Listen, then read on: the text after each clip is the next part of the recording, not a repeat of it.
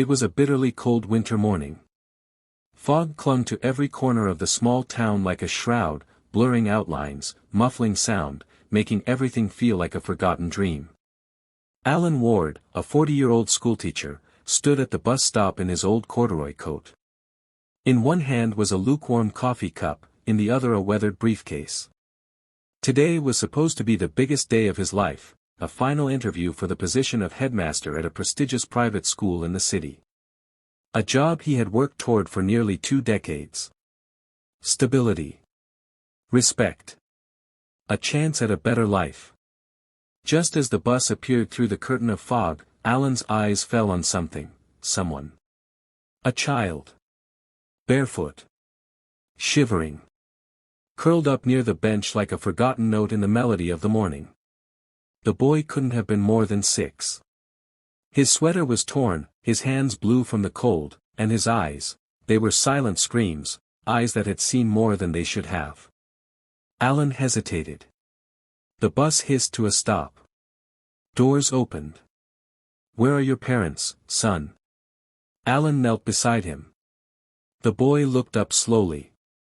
"She said she'll be back, but she never came." Alan looked at the bus, then at the boy, then back again. One moment. A single heartbeat. Between ambition and humanity.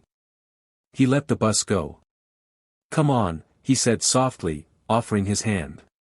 "You're coming with me." The boy's name was Samuel.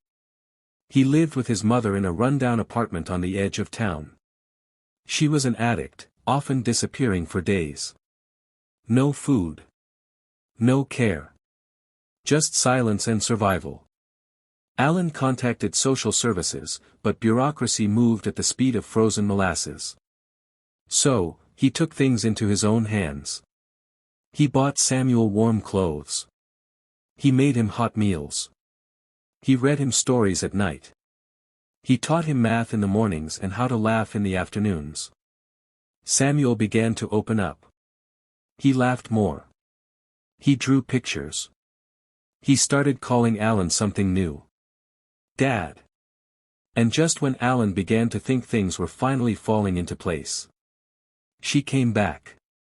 It was a cold night, colder than most. A knock echoed through Alan's small home. Samuel's mother stood there. Hollow. Broken.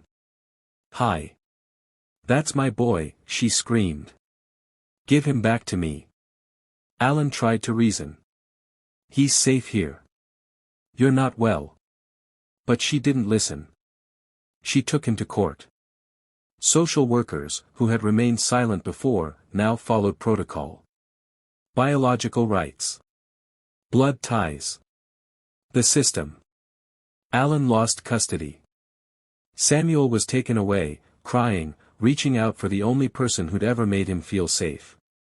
Alan sat in the empty room that night, staring at Samuel's forgotten toy car on the floor, his chest hollow, his eyes burning.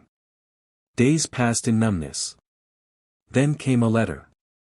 From the very school he had given up on. Someone had shared his story online, how he sacrificed his dream for a child who wasn't even his. The school was moved. They offered him the headmaster position. Not only that, but full support for legal guardianship of Samuel if he still wanted it. But life wasn't done twisting the knife yet. Just as Alan was preparing his case, another phone call shattered his world. Samuel's mother had overdosed. She was gone.